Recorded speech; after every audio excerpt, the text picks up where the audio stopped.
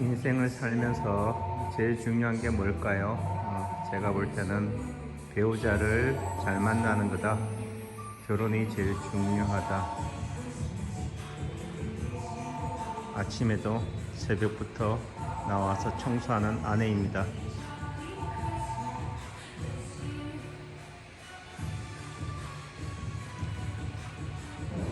나를 위해 일해주는 배우자를 만날 것이냐, 배우자를 위해 일하는 내가 될 것이냐, 세상이 나를 위해 줄 것이냐, 내가 세상을 위해 일할 것이냐. 케네디의 말이죠. 국가가 널 위해 뭘 해주기를 기대하지 말고 누가 국가를 위해서 뭘 할지를 생각하라. 안녕하세요. 24년 12월 13일 토요일 아침입니다. 출근길입니다. 출근길에 만나는 풍경이기도 하고요. 제천의 에펠탑입니다. 제천 시립도서관 옆에 마산이라고 하죠. 향림봉이라고도 합니다. 그 옆에 충북 제천시 내제로 300 골프존 파크 청전 VIP 라운지 에디포레 에디숲 에디산에 있는 숲 남창규의 장락당 오랫동안 즐겁고 행복한 집이 소재하고 있습니다. 남창규의 관풍헌 바람을 세상을 바라보는 곳 북풍 한슬을 맞으며 생명의 씨 봄을 기다리는 곳입니다. 청전동에서 장락사가 있는 장락동으로 넘어가는 고갯길입니다. 그 걷기 위에 제천 시립도서관이 있고요. 그 못 미쳐 에펠탑, 그 밑에 내제로 300 골프존 파크 청전 VIP 라운지가 있습니다. 교동, 청전동, 장락동의 경계에 있다. 인체파동 원리 치료점은 치료 자리는 어디인가? 경계입니다. 모서리입니다. 낙엽도 비바람에 쓸려서 모퉁이 모서리에 모여 있다. 인파절, 인파샘이 있는 위치이기도 합니다. 결국은 치료 자리는 거기다. 이름에는 다 이유가 있습니다. 이름을 알면은 좌표가 설정이 된다. 이름이 내비게이션이다. 왕식리는 앞으로 10리만 더 가면은 왕궁이 될 터다. 세왕조의 청와대다 라는 뜻인 거죠. 왜 청정동이냐? 풀천, 밭전, 의림지를 수원으로 하는 넓은 평야 곡창지대가 있는 저곳이 청전동입니다. 결국은 농사의 복전이 이 청전동인 거죠.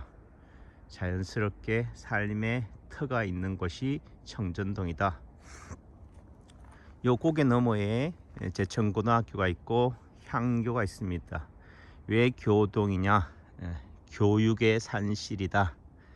교동, 즉 미래 인정의 산실이 교동인 거죠. 자연스럽게 행정이나 그런 쪽에 교육기관들이 몰려 있는 곳이다. 학교는 어느 곳에 있느냐? 결국은 직주 근접이겠죠. 중심지와 가까이 있어야 된다. 곡창지대인 사람들이 살고 있는 터전인 청전동, 명동, 중앙동 근처에 있다. 여기는 왜 마산일까? 최근에는 그냥 20, 30년 전에는 여기 이름들이 이제 향림봉이라고 했죠. 향림, 향림이 뭐냐? 고향의 숲이다. 또는 뭐 유림의 숲이다, 학문의 숲이다 이런 뜻도 있겠죠. 그러니까 교동의 뒷산이다 라는 뜻이고, 요 마산을 뒤쪽으로 해서 장락동이 있습니다. 제가 살고 있는 것이고, 제가 처음에 신혼 살림을 했던 곳이 여기 현대산업아파트 요 뒤에서 이쪽으로 이편안으로 옮겼죠. 정전동에서 장락동입니다. 왜 장락동일까? 장락사라는 절이 있어서 장락동이다. 그러면 장락사는 왜 생겼을까? 언제 생겼을까? 추측컨대 뭐 분분할 수 있겠지만은 고구려 장수왕, 광개토 대왕의 아들인 장수왕이 세운 곳이다. 그럼 왜 세웠을까? 아버지의 무병장수, 영생을 기원하기도 하겠지만은 다른 의미에서는 본인이죠. 결국은 본인이다. 한나라 고구려의 영원함을 기원하지만 그와 함께 자기 왕조, 자기가 영생하기를 바라는 마음을 담아서 장락사를 세웠다. 그럼 어디에 세울까요? 아까 얘기했죠. 고개 위에 세운다. 산 정상에다가 깃발을 꽂는다. 해발 1950m 뭐 이런 식으로 꼽는 거죠. 그 말의 의미는 저 장락사가 산 꼭대기가 아니잖아요. 산 밑입니다. 그 말의 의미는 이 제천이, 이 장락동이, 이 장락사가 고구려 백제 신라의 경계지에 있다라는 것을 말하는 거죠.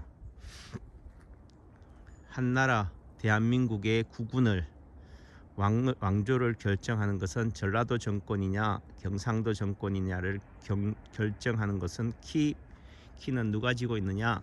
충청도가 멍청도가 지고 있습니다. 왜 멍청도냐? 낮에는 고구려, 밤에는 백제, 새벽에는 신라가 되는 판국에서 지리산 토벌대 마찬가지로 이런 입장에서는 낮에는 군경, 밤에는 공비가 침골하는 입장에서는 결국은 기회주의자가 될 수밖에 없다. 살려면은 여기에 붙었다가 저기에 붙어야 한다. 글쎄요, 오늘이 두 번째 윤 대통령의 탄핵 발의한 날입니다. 어떻게 될 것이냐? 아무도 모른다. 신도 모르는 거죠. 정치인들은 정치 역학에 의해서 표를 계산하겠지요. 진모 이렇게 사격 선수 또 누구 이렇게 해서 조경태 하니까 안철수 이래서 한 7명 되니까 한 명만 더 하면 돼. 민주당에서도 그렇고 한동훈파에서도 물밑 작업을 계속 하겠지요. 저는 모른다. 계산하지 않는다. 왜? 당사자가 아니니까. 불 건너 구경하고 있으니까 관람객의 입장이지만은 그 관찰자가 되어야지만이 잘 보인다 라는 부분들이 되는 거죠. 늪 속에 불 속에 있을 때는 안 보이는 거죠. 살려면 어떻게 해야 되느냐? 죽어야 됩니다. 죽으려면 어떻게 해야 됩니까? 살려고 발버둥 치면 됩니다. 현재는 과거의 연장선이다. 저 개인적으로는 굳이 당신은 어느 패냐라고 한다면은 저는 윤상현 의원의 입장에 동조하고 있습니다. 홍준표 의원의 의견에 홍카콜라 홍준표 의원의 의견에 기울어져 있습니다. 그렇다고 해서 무조건 친윤은 아니다. 윤석열 대통령의 잘못을 인정하고 받아들이자는 입장도 아니다.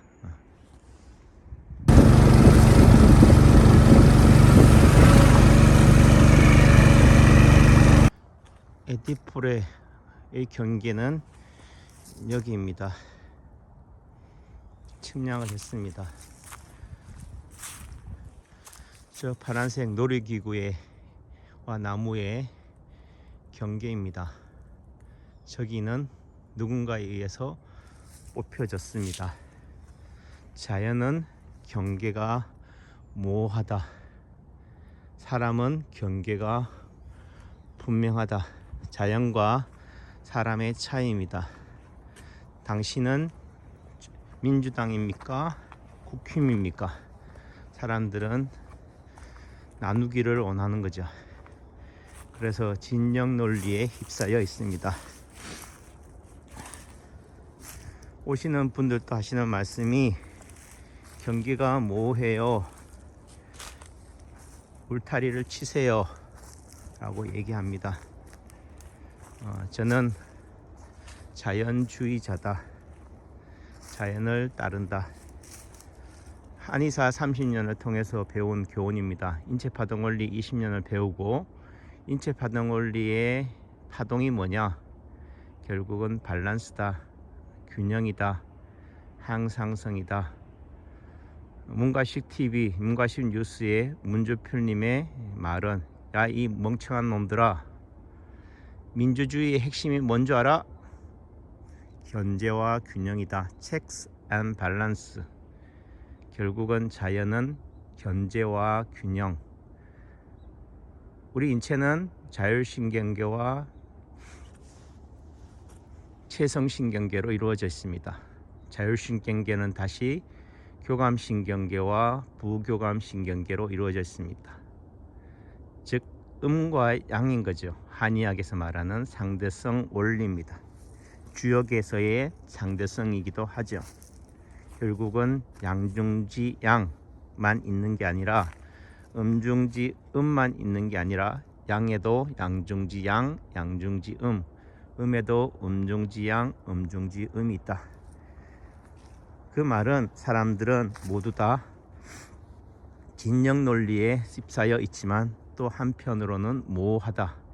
자연을 닮아가려고 한다. 자연을 밀어내지만은 자연을 밀어내고 어떻게 돼 이렇게 마을 군집 군락을 이루지만 또 한편으로는 저처럼 자연과 산과 계곡과 경계를 이루는 곳에 붙어서 세상을 관조하려고 하는 사람도 있습니다. 결국은 다 기회주의적인 면을 가지고 있다. 오늘 투표 결과가 어떻게 될 것이냐, 사람들은 거기에 관심이 있죠. 그것도 중요하다. 하지만 제가 바라보는 관점에서는 남창규 박사가 쓴 인체파동원리 저자 인체파동원리 남창규 한의사의 입장에서는 결국은 균형원리다. 교감신경계와 부교감신경계는 긴장과 이완으로 균형을 맞춘다 이거죠. 민주당의 저 극렬한 탄핵 시도와 조국의 그 커피 333잔을 통해서 뭐 하겠습니까? 자폭 예를 들면 축하주죠. 미리 뭐 한 겁니까? 축포를 터뜨리는 거죠. 그런 것도 있지만은 또 한편으로는 뭐라고요? 침묵하지만 그래도 하늘이여 도와주소서, 윤석열의 탄핵을 반대하는 입장도 있는 거죠. 광화문의 집회가 더 인원이 더 많느냐, 여의도의 집회가 더 많으냐는 그런 세의 싸움도 중요하지만 인체파동 원리의 관점에서는 결국은 뭐냐?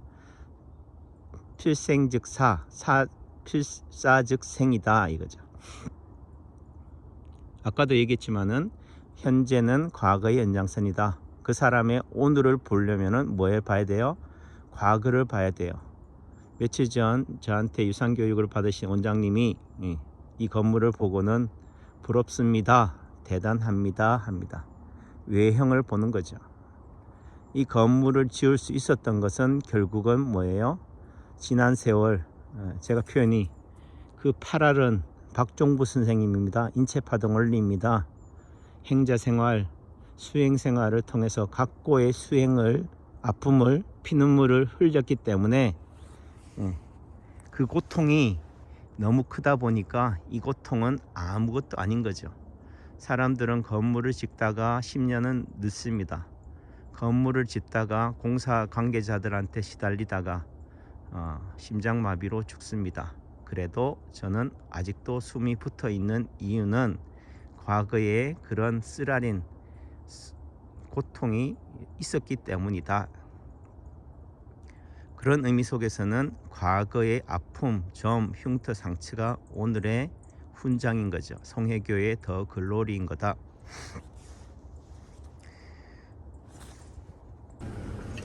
아빠 점 있는 대로 시작하면 돼.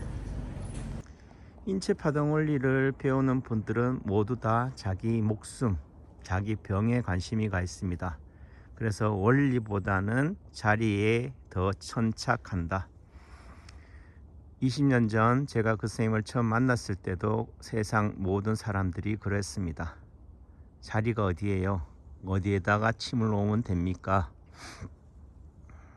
그런데 뜬금없이 원리 얘기를 하는 거죠. 그게 달기 약수터입니다.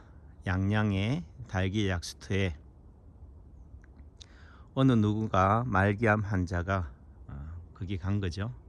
왜 갔습니까? 살려갔을까요? 죽으러 갔을까요? 더 이상 살 가능성이 희망이 없으니까 병원에서 주변 사람들이 치료를 포기하고 버리니까 결국은 갈 데가 없어서 산중으로 간 거죠. 하필이면 달기 약수터였습니다. 그런데 죽으러 갔는데 한 달 뒤에 죽는다고 했는데 6개월이 돼도 1년이 되어도 죽지 않는 거죠. 살아난 거죠. 병원에 갔더니 암이 깜짝같이 사라졌다. 기적이다 하는 거죠. 그 뒤로는 모든 암 환자들이 저 사람이 왜 나았을까 찾아보니까 달기 약수터인 거죠. 그래서 너도 나도 달기 약수터 근처에 가서 살면 사니까 마을이 형성이 된 거죠. 그런데 이상하게도 신기하게도 그 사람들은 모두 더 빨리 죽은 거죠. 3개월인데 1개월 만에 죽더라. 왜 그럴까? 결국은 인체 파동 원리의 핵심은 뭐라고요? 오작동입니다. 오작동이 뭐라고요? 언밸런스입니다. 삼진치입니다. 욕심입니다. 분별심입니다. 살려고 갔기 때문에 뒤에 간 사람들은 다 죽었다. 처음 간 그 사람은 죽으려고 갔기 때문에 살았다. 필사 즉 생, 필생 즉 사입니다. 강영선 의원인가요? 눈물로서 국민의 힘. 결국은 어느 누구나 다 압니다. 아, 저 사람이 진정한 여자이구나, 진정한 군인이구나, 진정한 장군이구나가 되는 거죠. 우유부단한 메가리 빠진 이런 장군들을 보면서 이게 현재의 우리다, 우리 국민의 모습이다. 비바람을 겪어내지 못했던 세대, 우리 부모님들이나 우리 형님들은 그 비바람을 이겨냈고 견뎌냈지만 민주화 세대들은 그 온실 속의 하초에서 자랐기 때문에 이런 추위의 북풍 한스를 이길 수 있는 의지나 그게 없는 거죠. 이제는 상명 하달 하복의 시대가 지나간 거죠. 의심하고 판단하는 그런 시대가 되어버린 거죠. 그런 의미 속에서 처음 탄핵의 결과는 어떻게 되었습니까? 부결이 됐죠. 그때의 윤 대통령의 마음은 어땠습니까? 그냥 변명하지 않고 국민의, 다시 말해서 국민의 힘과 함께 하겠다, 맡기겠습니다 라고 한 거죠. 말을 아낀 거죠. 변명을 하면은 뭐가 돼요? 누가 우선이 됩니까? 제가 변명을 한다면은 제가 여러분들보다 우위에 있는 거죠. 그저 침묵할 뿐. 침묵이 금이다. 침묵하게 되면 누가 우위에 있습니까? 상대가 우위에 있는 겁니다. 국민이 우위에 있는 겁니다. 그래서 동정표라도 나오는 거죠. 그래서 부결이 된 거고요. 점점 윤 대통령의 실언, 이런 부분들이 나오죠. 그러니까 그런 의미 속에서는 민주당이 왜 그렇게 악착같이 그렇게 그 청문회를 통해서 파헤치겠습니까? 결국은 윤 대통령을 무한 얘기로 다 발가 벗기는 거죠. 그런 걸 통해서 윤 대통령의 실체를 드러냄으로써 탄핵으로 몰고 가는 거죠. 결국은 민주당의 그러한 노력들이, 김어준의 노력들이 성공한다면은 결국은 탄핵될 것이고, 그렇지 않으면은 또 부결이 되겠지만, 제가 보는 관점에서는 윤 대통령의 마음가짐이다. 윤 대통령이 제가 보는 관점에서는 인치 파동 원리의 그런 균형 원리의 관점에서 제가 그 커뮤니티에 썼지만은 이 피를 토하는 심정으로 탄핵을 그 비상계엄을 했다라는 관점에서는 결국은 본인은 본인의 목을 내놓은 거죠. 반대편에서는 그게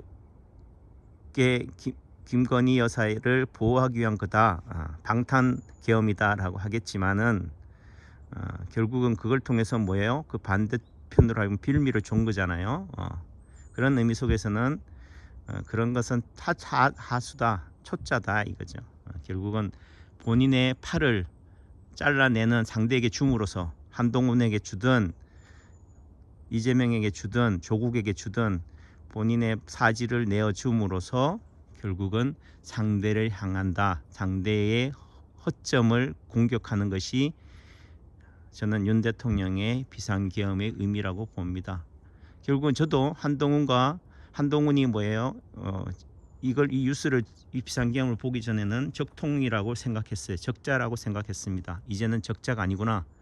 제가 그 커뮤니티 마지막 글에도 적었지만은 그 윤 대통령이 가리키는 이걸 통해서 세상 사람들한테 보여주고자 하는 그 공공의 적은 이재명이냐 민주당이냐 아니면은 국민의힘의 안철수냐 한동훈이냐라는 관점에서는 한동훈인 것이 드러났잖아요. 일망타진일 거냐 아니면은 그래도 한 놈이라도 때려잡지 않냐는 거냐라는 것은 좀 더 봐야겠지만, 제가 바라보는 의미에서의 윤 대통령의 비상계엄의 의미는 그러하다. 다만 꽁 잡고 알 잡고는 없다. 누이 좋고 매부 좋고는 없다. 결국은 헌집을 줘야지 새 집을 얻는다. 그런 의미 속에서는 윤 대통령이 단순히 사지만 내어줄 거냐 아니면 본인의 목을 내놓고 한 거냐라는 관점에서는 윤 대통령이 살려면은 목을 내놔야 돼요. 죽어야 됩니다. 심한 얘기로 하야를 하든 탄핵을 당하든 그런 각오로 해야지만이 보존이 된다.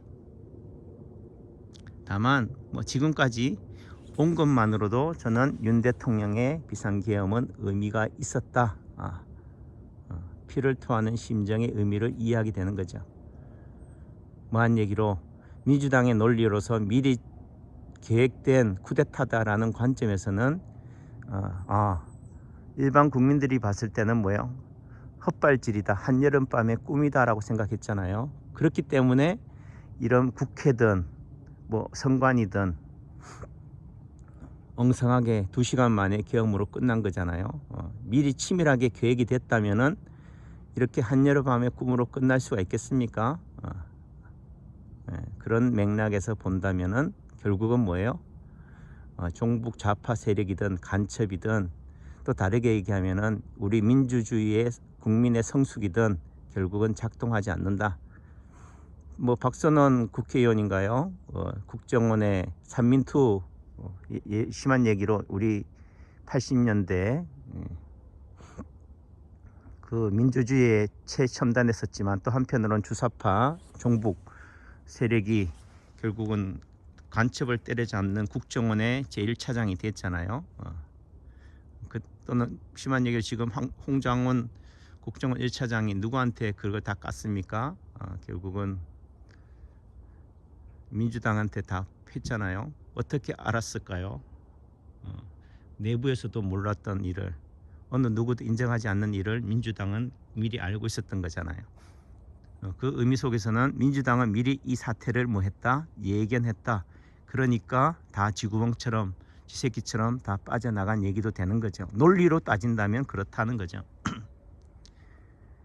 국민의힘이 치밀하게 계획을 했지만 민주당은 더 한 수 위에서 내다봤기 때문에 다 빠져나간 거죠.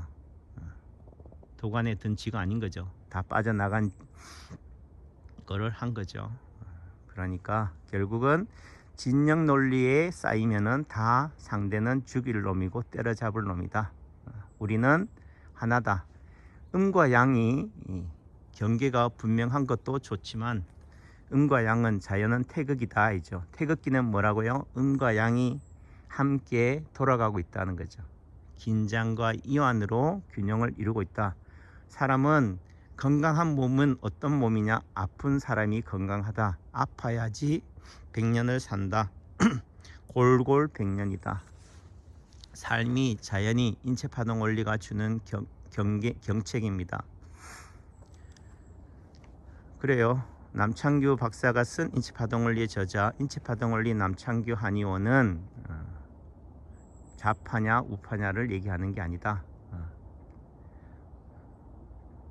윤 대통령이 탄핵이 돼야 되느냐 안 돼야 되느냐가 중요한 게 아니다. 다음 대통령이 이재명이 되어야 되느냐 안 되어야 되는 얘기를 하는 건 아니에요. 그거는 하수다, 중수다. 상수는 그 너머를 바라보는 거죠. 오늘 내가 어떤 위치, 입장에 서 있느냐가 그 사람의 그 나라의 운명을 결정한다. 민심이 천심이다. 세상이 들어주지 않아도 세상이 알아주지 않아도 저는 이 말을 통해서 제 삶의 지향점 방향을 찾습니다. 제 삶의 경책이기도 하고요. 자연은 경계가 모호하다. 치료자리는 경계다. 네.